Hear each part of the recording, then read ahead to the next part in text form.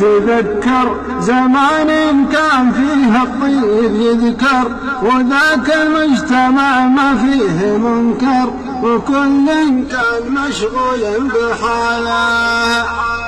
عسى الله يسقي أيام البساطة زمان ما تلوث بالوساطة، وكان الجار بالجار ارتباطه، وكان الوصل ممدوده حباله، وكانوا في منافعهم سوية إذا نادوا بعضهم ما تعيا، ولا من قيل هيا قال هيا على درب المكارم والجماله.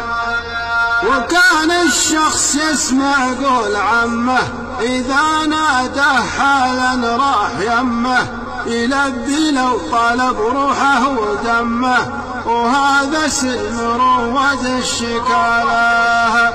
عسى الله يسقي أيام البساطة زمان ما تلوث بالوساطة، وكان الجار بالجار ارتباطه، وكان الوصل ممدوده حباله.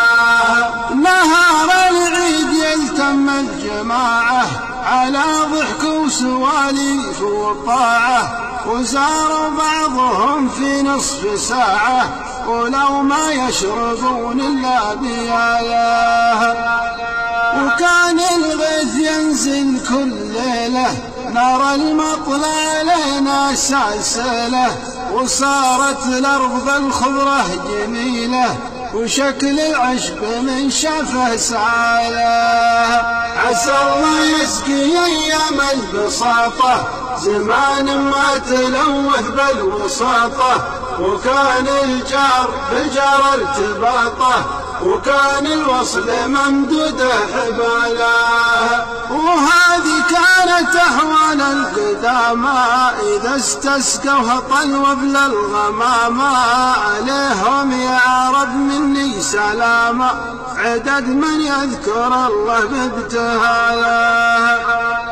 وفي هذا الزمن قل التراحم بعد ذاك التواصي والتلاحم، على العصيان يا كثر التزاحم إذا قفا شر جا شر بداله.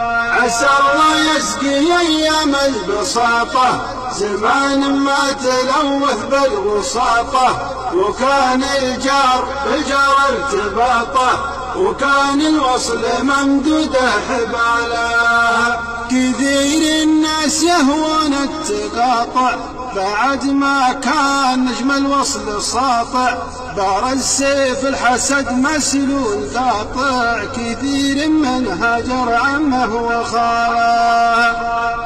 ويا كم واحد يحسد قريبه على شانه تغانى يا مصيبه، ما وده اخوه يتهنى نصيبه، تشوفه ينتظر ساعة زواله. عسى الله يسقي أيام البساطة زمان ما تلوث بالوساطة، وكان الجار بالجار ارتباطه، وكان الوصل ممدوده حباله.